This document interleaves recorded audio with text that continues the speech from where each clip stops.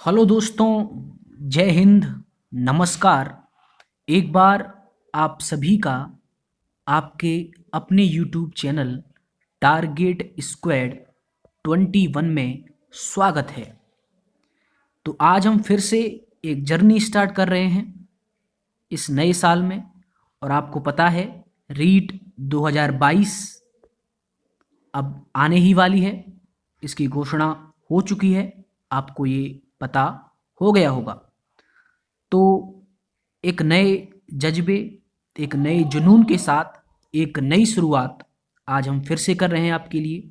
और रीट 2022 आपको फिर से आपके लिए आ चुकी है। और लगभग बता रहे हैं मई में यह परीक्षा संभावित है। तो अभी से आपको इसकी तैयारी पूरी मेहनत के साथ करनी है। केवल 20,000 पद इसमें आने वाले हैं। तो 20,000 पदों के लिए यह लड़ाई है। तो आपको समझ में आ जाना चाहिए कि कंपटीशन कितना बढ़ चुका है रीट में। और आने वाले समय में आपको बहुत ही अच्छे ढंग से तैयारी करनी होगी। और आपका जो सिलेबस है वो वही रहेगा जो 2021 में जो आपने एग्ज़ाम दिया था, वही 2022 में रहने वाला है। तो इसी के साथ आज हम आगे बढ़ते हैं। और मैं हूं भुवनेश उपाध्याय, टारगेट स्क्वाड 21 के साथ आज हम फिर एक नई शुरुआत कर रहे हैं। और आइए चलते हैं अपने टॉपिक पर कि आज हम क्या पढ़ने वाले हैं। और जो पहली बार इस वीडियो को देख रहा है, पहली बार अगर इस चैनल पर आप नए आए हो तो आप इसे ज़रूर सब्सक्राइब कर लीजिए, क्योंकि आने वाले दिनों में यहाँ पर काफ़ी कंटेंट आपको प्रोवाइड कराया जाएगा। तो चलते हैं, अपनी शुरुआत करते हैं।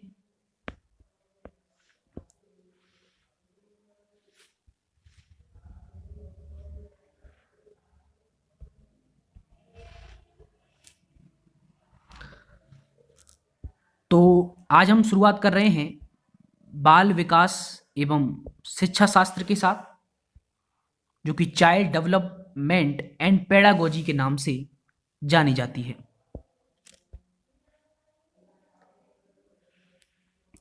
तो बाल विकास एवं शिक्षा शास्त्र की तरफ हम आगे बढ़ते हैं।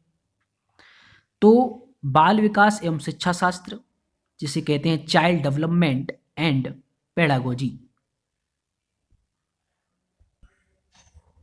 तो बाल विकास एवं शिक्षा शास्त्र जो कि आपका पहला भाग आता है रीट में, पहले खंड में आपसे यही पूछी जाती है, बाल विकास एवं शिक्षण विधियां, या जिसे हम शिक्षा शास्त्र के नाम से जानते हैं। सबसे पहले भाग में ये आपकी 30 नंबर की आपसे पूछी जाती है। इसमें 30 प्रश्न आपके सामने होते हैं और आपको 4 विकल्पों में से एक विकल्प चुनना होता है। तो आइए आज हम इसी रोचक विषय से आज की कक्षा प्रारंभ कर रहे हैं। और आशा करते हैं कि आपको बहुत ही अच्छे ढंग से यह व्यवस्थित रूप में आपके दिमाग में यह संचित हो जाए। तो बात करें कि हम क्या क्या पढ़ने वाले हैं, तो आपके बाल विकास में जैसे साइकोलॉजी, जो कि साइकोलॉजी की एक शाखा होती है, एक ब्रांच होती है बाल विकास, जिसे चाइल्ड डेवलपमेंट के नाम से जानते हैं। तो उसमें आपसे जो सिलेबस दे रखा है, ऑफिशियल जो सिलेबस है, उसमें पहली यूनिट में आपके लिए बाल विकास दे रखा है। आपके सामने यह सिलेबस है, पूरी यूनिट में जो लिखा हुआ है वो आपके सामने पढ़ रहा हूं मैं, कि वृद्धि एवं विकास की संकल्पना। सबसे पहला टॉपिक हमारा यही रहेगा कि वृद्धि एवं विकास की संकल्पना। आपको बाल विकास के अंदर सबसे पहली यूनिट दे रखी है कि वृद्धि क्या है और विकास क्या है, उसकी संकल्पना क्या है, यानी the concept of growth and development. अगला दे रखा है विकास के विभिन्न आयाम, यानी विकास के आयाम कौन कौन से हैं, विकास के विभिन्न जो आयाम होते हैं उन पर आपसे प्रश्न पूछा जाएगा। और उसके साथ साथ आयाम के साथ साथ सिद्धांत। आयाम का क्या मतलब है और सिद्धांत का क्या मतलब है।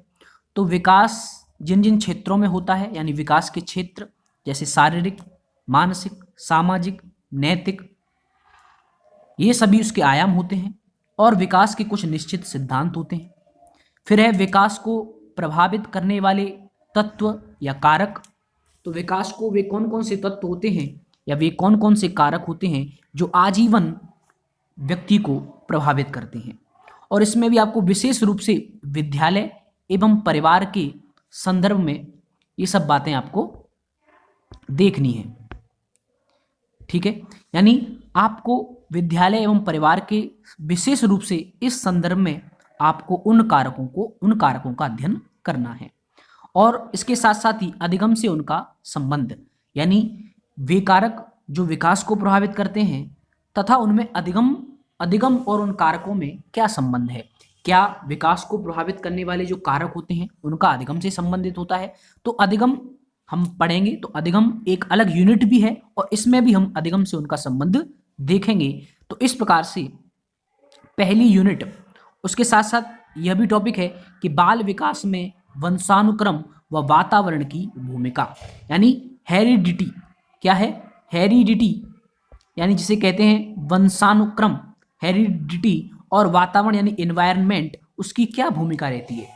एक चाइल्ड के डेवलपमेंट में हेरिडिटी और एनवायरनमेंट की क्या भूमिका है, क्या रोल है, क्या महत्व है, उसकी भी चर्चा हम फर्स्ट यूनिट में हम करेंगे। तो ये आपकी इकाई 1 होने वाली है, पहली इकाई है और उस पहली इकाई में इन सभी प्रकरणों पर हमें चर्चा करनी है।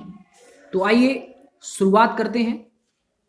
आप स्क्रीनशॉट जरूर इसका ले लीजिए कि ये पहली यूनिट है, आपकी जो ऑफिशियल सिलेबस है उसी के द्वारा मैंने यहाँ पर आपको बताया है। तो आइए शुरुआत करते हैं बाल विकास की। तो सबसे पहले हमें यह जानना होगा कि जो बाल विकास है क्या है। जो बाल विकास है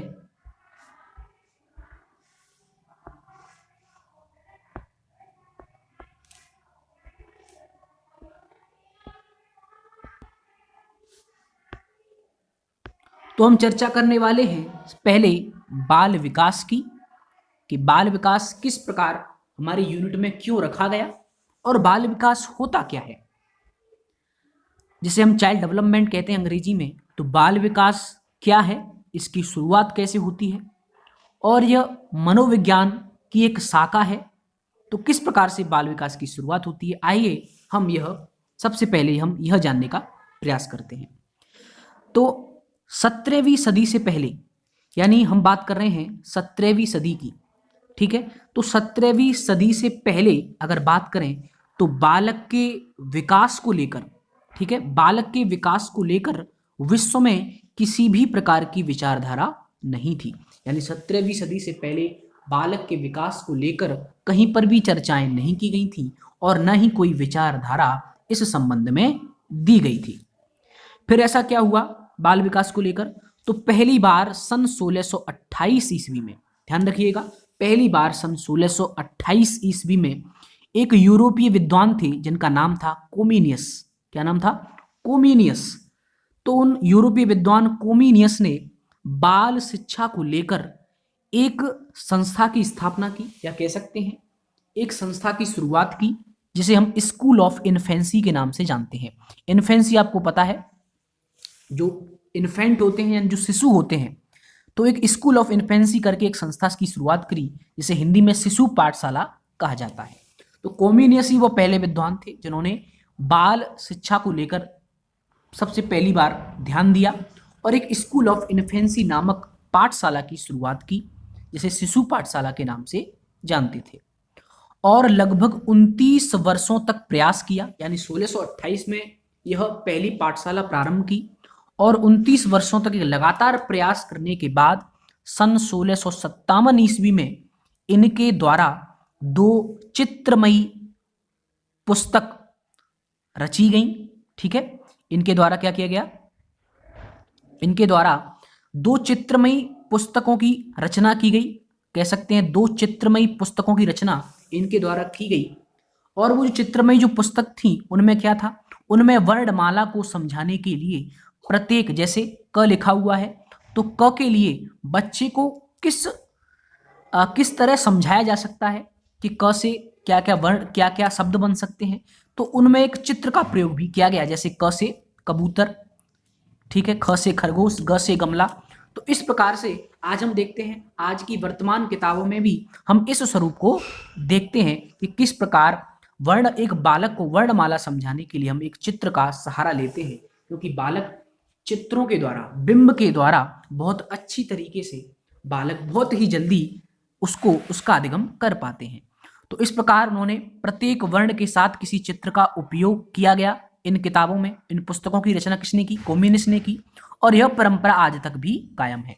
यानी जो परंपरा कोमिनियस ने बालकों के विकास को ध्यान में रखते हुए कि बालक अधिगम किस प्रकार से करते हैं विद्यालय में, और उन्हें पुस्तकों के द्वारा किस प्रकार अधिगम करवाना चाहिए, तो उसके लिए उन्होंने 2 पुस्तकों की रचना की जो कि चित्रों से भरी हुई थी, और वो किसको समझाने के लिए थी? मेनली वर्णमाला को समझाने के लिए की गई थी।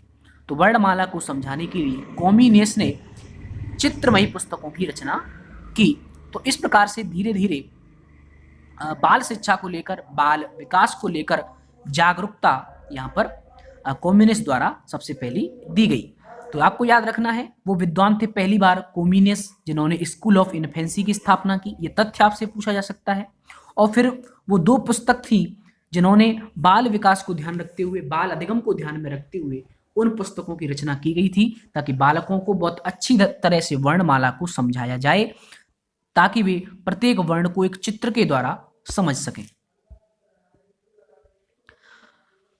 फिर बात आती है 18वीं सदी में। तो 18वीं सदी में ऐसा क्या हुआ?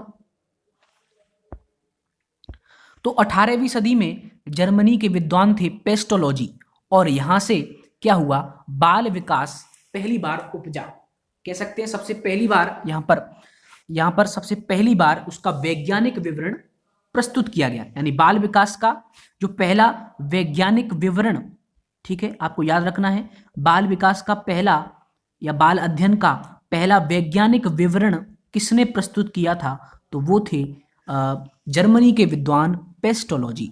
ठीक है, कौन थे? जर्मनी के विद्वान पेस्टोलॉजी, जिन्होंने 1774 ईस्वी में, 1774 ईस्वी के समय अपने स्वयं के 3.5 वर्षीय पुत्र के, यानी उनका एक 3.5 वर्ष का पुत्र था जिसका नाम था अल्बर्ट।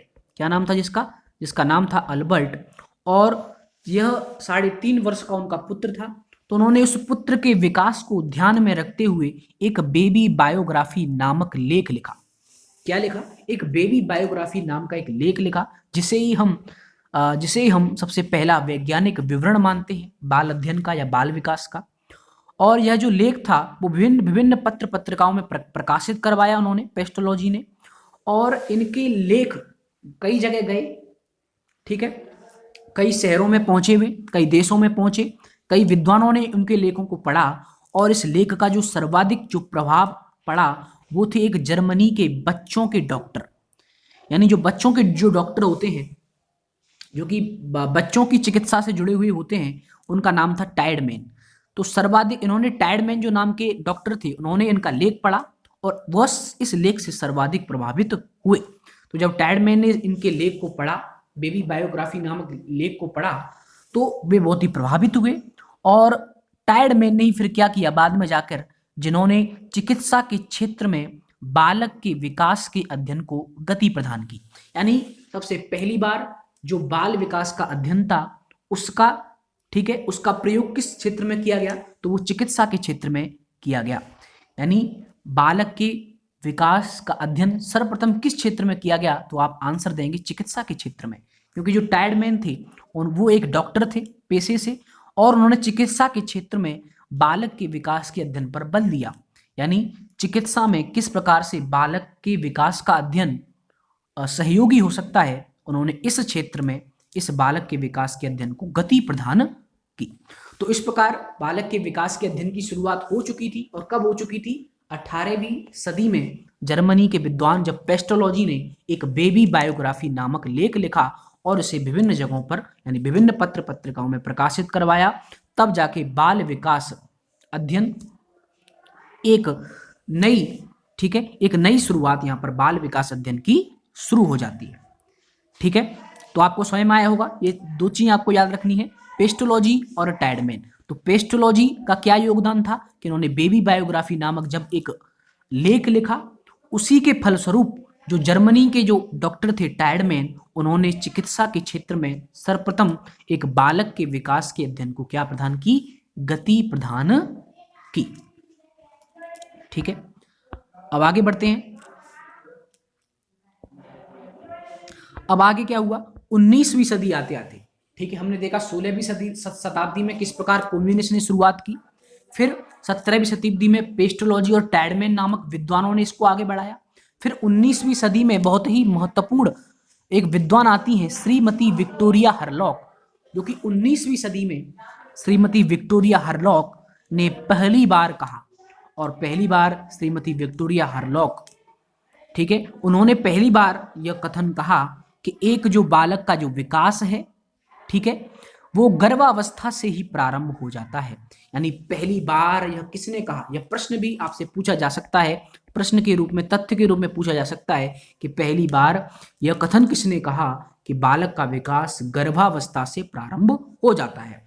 ठीक है, तो आप जानते होंगे कि जो बालक की जो पहली अवस्था होती है वह यही होती है, गर्भावस्था। और इस गर्भावस्था की जो अवधि है उसको भी हम दो भागों में बांट सकते हैं, जिसे हम बीजावस्था के नाम से भी जानते हैं। क्या हम जानते हैं? बीजावस्था के नाम से। और एक होती है भ्रूणावस्था। क्या होती है? भ्रूणावस्था। तो ये दो अवस्था होती है, बीज अवस्था, एक होती है भ्रूण अवस्था। तो ये गर्भावस्था के ही भाग होते हैं। तो बालक का विकास गर्भावस्था से ही प्रारंभ हो जाता है। तो यही बात श्रीमती हरलॉक ने सर्वप्रथम बताई थी। और इनके विचारों से ही जो बाल मनोविज्ञान है, ठीक है, यानी बालक के व्यवहार का अध्ययन, जिसे बाल मनोविज्ञान कहते हैं, आपकी एक क्लास मनोविज्ञान के परिचय पर भी होगी, ली जाएगी, ताकि आपको यह समझ में आ जाए कि किस प्रकार एक मनोविज्ञान विषय की शुरुआत होती है, किस प्रकार अरस्तु से लेकर, ठीक है, जेम्स वॉटसन, जो कि आधुनिक मनोविज्ञान के जनक माने जाते हैं, तो किस प्रकार मनोविज्ञान एक विषय के रूप में आपके सामने आता है। तो इसकी एक क्लास और रहेगी, ठीक है। लेकिन अभी हम सीधे सीधे सिलेबस से हम जुड़ रहे हैं। तो गर्भावस्था से ही प्रारंभ हो जाता है और इनके विचारों से ही जो बाल मनोविज्ञान है वो बाल विकास बना। यानी जो चाइल्ड साइकोलॉजी है वो क्या बन गई? चाइल्ड डेवलपमेंट बन गई। यानी बालक का विकास किस प्रकार से होता है, इस पर जोर दिया गया जब विक्टोरिया हरलॉक ने सबसे पहले इसके बारे में यह विचार दिया। तो आपसे प्रश्न पूछा जाए कि बाल विकास के बारे में सबसे पहले कथन किस विद्वान द्वारा दिया गया था, तो वो आपका उत्तर हो जाएगा श्रीमती विक्टोरिया हरलॉक। तो इन्हीं के विचारों के कारण जो आज बाल विकास है वो आपके सामने आया। बाल मनोविज्ञान से बाल विकास बना। और हरलॉक ने भारतीय परिवेश से अभिमन्यु, सुखदेव मुनि और भक्त प्रहलाद की कहानियों को अपने अध्ययन में सम्मिलित किया। ये विद्वान थी, तो इन्होंने अपने अध्ययन में भारतीय परिवेश से जैसे अभिमन्यु, ठीक है, सुखदेव मुनि और भक्त प्रहलाद की कहानियों को अपने अध्ययन में शामिल किया कि किस प्रकार से भक्त प्रहलाद, अभिमन्यु किस प्रकार मां के गर्भ में रहते हुए, आप अभिमन्यु की कहानी को आप पढ़ चुके होंगे। अभिमन्यु इतिहास की घटना, पौराणिक, ठीक है, मानी जाती है, पौराणिक कथा मानी जाती है, महाभारत के समय की कहानी है अभिमन्यु की। तो अभिमन्यु ने अपनी मां के गर्भ में रहकर ही क्या कर लिया था, यानी उन्होंने मां के गर्भ में रहकर ही, मुझे ध्यान नहीं आ रहा है उसे क्या कहते हैं, ठीक है, यानी जो चक्रव्यूह होता है, ध्यान आ गया, जो चक्रव्यूह होता है, तो चक्रव्यूह को भेदना सीख लिया था। यानी अपने मां के गर्भ में रहकर ही अभिमन्यु ने चक्रव्यूह को भेदना सीख लिया था, क्योंकि उनकी मां को उनके पिता, ठीक है, उनके पिता क्या सुनाते थे? कहानियां सुनाते थे, ठीक है। अर्जुन के पुत्र थे अभिमन्यु, तो अर्जुन अपनी पत्नी को वो पूरी कहानियां सुनाते थे चक्रव्यूह भेदन की, और तभी अभिमन्यु उस मां के गर्भ में थे, तो उन्होंने उन कहानियों को बचपन में ही सीख लिया था। तो किस प्रकार से बालक का विकास क्या गर्भावस्था से प्रारंभ हो जाता है? क्या वंशानुक्रम जो है वो बालक के विकास को प्रभावित करता है? तो इस प्रकार की जो भारतीय परिवेश की जो कहानियां हैं, पौराणिक कहानियां हैं, उनको भी श्रीमती हरलॉक ने अपने अध्ययन में शामिल किया था। सुखदेव मुनि बहुत ही प्रख्यात एक बालक थे, बहुत ही प्रख्यात बुद्धि के बालक थे, तो उसको भी शामिल किया है उन्होंने अध्ययन में। और भक्त प्रहलाद की कहानी जो आपने पढ़ रखी है कि हिरण्यकश्यपु उनके पिता थे, तो हिरण्यकश्यपु की जो प्रवृत्ति थी वो बिल्कुल नास्तिक थी, और भक्त प्रहलाद भगवान विष्णु के बहुत बड़े भक्त थे। तो भगवान विष्णु के भक्त प्रहलाद बहुत बड़े भक्त थे। तो किस प्रकार से पिता और पुत्र की जो प्रवृत्तियां हैं वो अलग अलग थी? क्या वंशानुक्रम, क्या किस प्रकार एक पिता और बालक की जो रुचियां हैं, जो प्रवृत्तियां हैं, जो अभिवृत्तियां, उनमें अंतर हो सकता है? तो इस प्रकार से उन्होंने कई प्रकार के अध्ययन वंशानुक्रम से जुड़ते हुए एक बालक के विकास को ध्यान में रखते हुए उन्होंने किए हैं। तो ये स्लाइड आपको ये बता रही है, तो आपका स्क्रीनशॉट ले सकते हैं। ठीक है, तो आगे बढ़ते हैं हम। अब आगे देखते हैं जो श्रीमती विक्टोरिया हरलॉक हैं, उन्होंने बाल विकास की क्या परिभाषा दी है, या उन्होंने बाल विकास के बारे में क्या विचार रखे हैं। तो आइए, यही स्लाइड हमारी अंतिम है। ठीक है, फिर हम आगे कंटिन्यू करेंगे। तो केवल यह समझ लेते हैं कि आज की जो बाल विकास है, उन्होंने बाल विकास है, तो श्रीमती हरलॉक ने बाल विकास के बारे में क्या कहा। तो आज तो हरलॉक के ये विचार हैं सीधे सीधे। ठीक है, तो आज बाल विकास में मुख्यतः बालक के रूप, उसके व्यवहार, उसकी रुचियों और लक्ष्यों में होने वाले उन विशिष्ट परिवर्तनों की खोज पर बल दिया जाता है जो उसकी एक विकासात्मक अवस्था से दूसरी विकासात्मक अवस्था में पदार्पण करते समय होते हैं।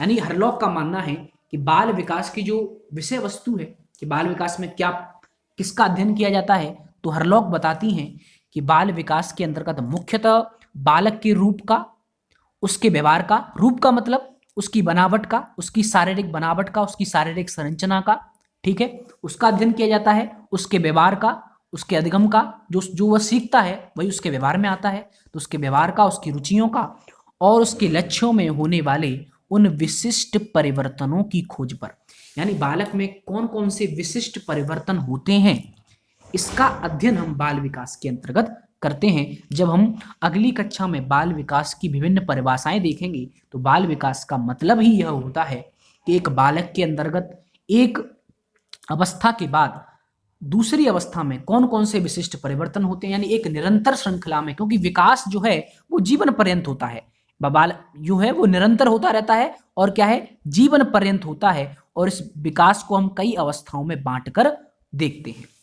तो उन्होंने यही बताया कि जब एक बालक एक विकासात्मक अवस्था से, यानी आपने पढ़ा होगा विकास की कई अवस्थाएं होती हैं, जैसे पहली हमने देखा गर्भावस्था, फिर देखा हमने शैशवावस्था होती है, फिर होती है बाल्यावस्था। तो किस प्रकार से एक अवस्था के बाद दूसरी अवस्था में जाते हुए उसमें क्या क्या परिवर्तन आते हैं, और साथ ही साथ यह खोजने का भी प्रयास किया जाता है कि यह परिवर्तन कब होते हैं। ठीक है, यह परिवर्तन कब होते हैं, इनके क्या कारण होते हैं, और क्या ये जो परिवर्तन होते हैं वे व्यक्तिक होते हैं या सार्वभौमिक होते हैं, यानी यह व्यक्ति विशेष से जुड़े हुए होते हैं या फिर सार्वभौमिक होते हैं, या सभी रूपों में या सभी पूरी प्रजाति के लिए एक समान होते हैं। तो इसका भी अध्ययन हम इसमें हम यह बाल विकास में अध्ययन किया जाता है, और यही श्रीमती हरलॉक ने बताया। ठीक है, तो इस प्रकार से हरलॉक के बाल विकास के बारे में यह विचार थे कि बाल विकास में क्या किसका अध्ययन किया जाता है। तो आपको यह पता होना चाहिए हरलॉक के द्वारा कि उन विशिष्ट परिवर्तनों की खोज पर बल दिया जाता है जो कि एक विकासात्मक अवस्था से दूसरी विकासात्मक अवस्था में पदार्पण करते समय होते हैं, और साथ ही साथ ये क्यों होते हैं, इसके क्या कारण हैं, और ये व्यक्तिगत होते हैं या सार्वभौमिक। तो अगली कक्षा में हम देखेंगे कि ये व्यक्तिगत होते हैं या सार्वभौमिक होते हैं। तो इस प्रकार आज हमने देखा, हमने बाल विकास की शुरुआत कर दी है, और अगली कक्षाओं में हमें निरंतर रूप से इसको पढ़ेंगे। और आपको बता दूं व्यक्तिगत या सार्वभौमिक का क्या मतलब है। तो आपको बता दूं जो बाल विकास होता है वो व्यक्तिगत भी होता है और सार्वभौमिक भी होता है। तो इसकी हम चर्चा हम अगले वाले लेक्चरों में करने वाले हैं। तो आज हमने श्रीमती विक्टोरिया हरलॉक के विचार देखे। ठीक है, और विक्टोरिया हरलॉक ने क्या बताया, उन्हें ही सबसे पहले यह श्रेय दिया जाता है कि उन्होंने बाल मनोविज्ञान को बाल विकास तक पहुंचाया। फिर हमने पेस्टोलॉजी, जो जर्मनी के विद्वान थे पेस्टोलॉजी, ठीक है, उनका योगदान देखा, टैडमैन का योगदान देखा। उसके साथ साथ बाल विकास की शुरुआत आज हमने देख ली है। तो इस प्रकार हम इसको लगातार आप इससे जुड़े रहिए। ठीक है, टेलीग्राम भी आप ज्वाइन कर लीजिए, जो आपको डिस्क्रिप्शन में जो लिंक आएगी उससे आपको टेलीग्राम ज्वाइन कर लेना है। ठीक है, और इस चैनल को जरूर सब्सक्राइब कर लीजिए ताकि आगे के जो वीडियोज़ हैं वो आपको निरंतर रूप से मिल सकें। तो आइए हम आपसे विदा लेते हैं। तो आपका बहुत बहुत धन्यवाद। बहुत बहुत आभार। जय हिंद, नमस्कार।